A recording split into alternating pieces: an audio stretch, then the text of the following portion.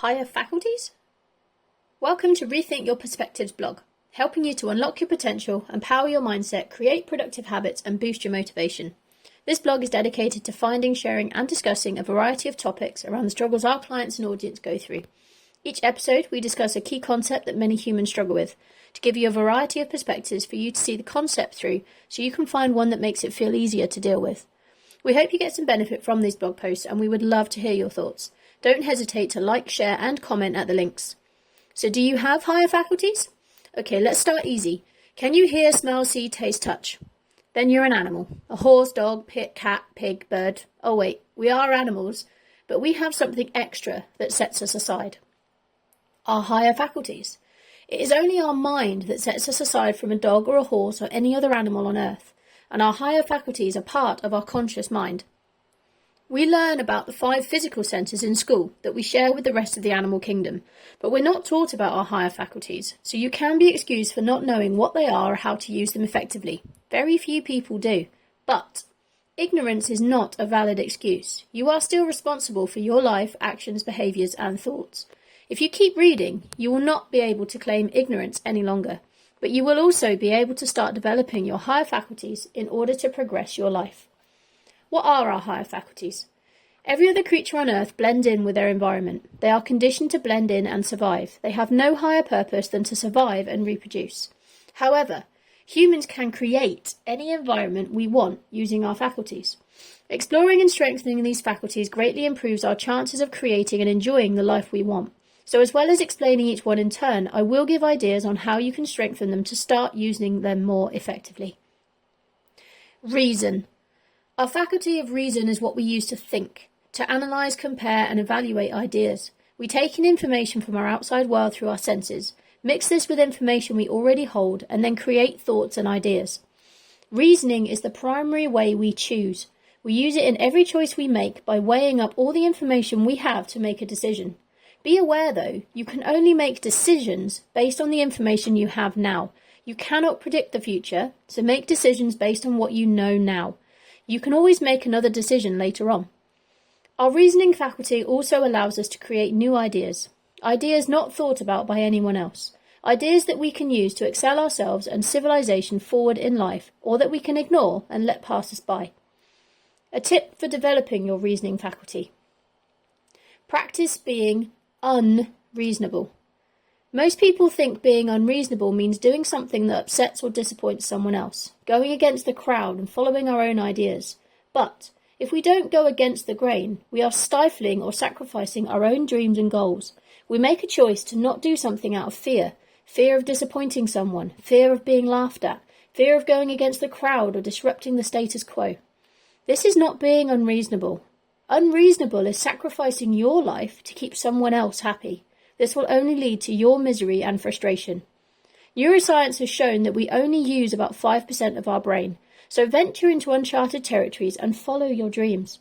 Write down the ways you are holding back on going for, or even acknowledging, what you really want in life, because you're afraid it might be unacceptable or impossible. Then relax and come up with a list of what you really want. Now think of new ideas and strategies that will help you get what you want. And ignore that inner paradigm that says you're being selfish or unreasonable. You are not. You advance everyone around you when you advance yourself. Intuition. Intuition is the small voice inside that speaks your truth. Some call it our sixth sense, but unlike the other senses which can only be maintained or degrade, intuition can be developed. It is your ability to read the energy of others, to learn all about who they are without them saying a word. As you learn to turn down the volume of the noise around you and the voice of your paradigm, your other inner voice, covered in another post, and turn up the volume of your intuition, your life will become fuller. You will feel more connected to others. A tip for getting in touch with your intuition. Stop and listen. It's hard to tune into your inner wisdom when you're constantly busy, so take some time each day to slow down and be more open to your higher self. If you're looking for an answer to a question or have a decision to make, start looking inside yourself for the answers before you choose which path to take. Intuitive messages are subtle and can fade from your conscious mind very quickly, so write them down or record them immediately, even if you can't act on them right away. Will. Will is what we use to focus our attention. Many people have trouble staying focused, and they bounce around from one thing to another and never finish anything. It's a very distracting world we live in, so this is not surprising. Phones, TVs, people, internet, notifications, busy lives. The will, used properly, as it was designed to be used, is really what we think of as sustained concentration. What a person concentrates on, they think about. What they think about, they become. A tip for enhancing your will: light a candle or put a spot on the wall opposite your favourite chair.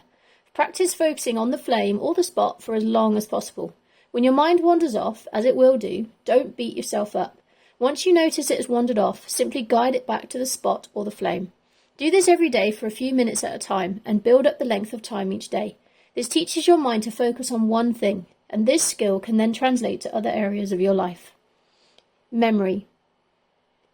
There's an anonymous quote that says, "Everyone has a photographic memory. Some people just don't have any film." While you may see that as just an amusing quote, it's true. Consider that we've all got a perfect memory. We just need to train our mind properly to realise it. We're constantly telling ourselves that we have a bad memory. We can't remember people's names or what we did yesterday. But the more we say it, the more we believe it. And the more we do not practice using it. Our paradigm disallows us to use it effectively because it believes we have a bad memory. Some people can learn to memorise religious books or long sequences of numbers, whole packs of cards or phone numbers. These people have no more skill than everyone else, except for the fact that they have developed their memory to a greater extent. A tip for developing your memory: use your senses. The more senses you involve when you learn or do something new, the easier it is to remember it. For example, if you want to remember someone's name, it may help to look them in the eye when you repeat their name and offer a handshake. This will engage 4 out of 5 senses. Imagination. Your imagination is incredibly powerful. It allows you to create something out of nothing. It's what you use to take an idea, something that is non-physical, and turn it into something physical. We all use our imagination to create things, experiences, and circumstances in our lives. However, many times we unconsciously use it the wrong way, by imagining bad things happening to us, or other things we don't want. The dreaded what-ifs. The images we think of about a conversation we have to have later, or what mess we're going to walk into at home. The key is to learn to use your imagination to create the experiences that you want to happen in your life. Focus on the images of the life you want to live, not the images of the things you don't want. A tip for using your imagination in a positive way. Daydream. Daydreaming is more deliberate than merely dreaming, and that makes it more effective in opening your mind to possibilities. As Edgar Allan Poe said, "They who dream by day are cognizant, mindful or aware, of many things which escape those who dream only by night." So take a break from your daily tasks each day to relax and let your mind wander. What would you do if you turned your annual income into your monthly income? What would a perfect day look like for you? Who would make an ideal life partner? Amuse yourself by speculating on ways you would like to see your life improve, and it will soon become a habit. And one day your daydreams may become your reality. Perception. Perception controls what you become aware of in your environment and how you choose to see it. It has both conscious and subconscious mind functions. Subconsciously, you create rose-tinted glasses that you see the world through. These glasses are based on your inner beliefs, stereotypes, experiences, or ideas that make up your paradigm. But there is always another way to see any situation or person, and you can choose how to look at something by making conscious choices. There is polarity in almost everything: front, back, up, down, in, out, and good and bad. The good might not always be in the thing itself, but what it comes from. You can only focus on one thing at a time, but you can choose to cycle through different points of view. A singular perception in your life can prohibit your growth. A different one can exponentially expand it. Keep shifting your position until you find that one, then stay there. A tip for developing your perception. Write a number 6 on the floor, table, or other surface. Now go to the other side. What do you see? A 9. You are right regardless of which way you look at it. Practice being open to other points of view, as there is not always just one that is valid. You need to work from the inside out, not the outside in. To achieve your goals and dreams, you need to stop focusing on external facts, things you see, hear, taste, touch and smell, even if you consider them to be good. Thinking from the outside in limits you to focusing on what you've achieved in the past and what you have around you now. You can only see what is there now and what has been before. Start thinking from the inside out. Use your mental faculties, starting with imagination, to decide what you want and build the picture in your mind. You then use your will to keep your attention there. By focusing on this image every day, you create a new memory for your subconscious to store, and it doesn't know that it's imagined. It will act on it as if it's real. Every day you then use your perception to find the good in everything and everyone you see. Your reasoning faculty can also help with this, as you reason where the good is and why it is good. Add your intuitive feelings that see and feel the energy around you to your reasoning to provide more information.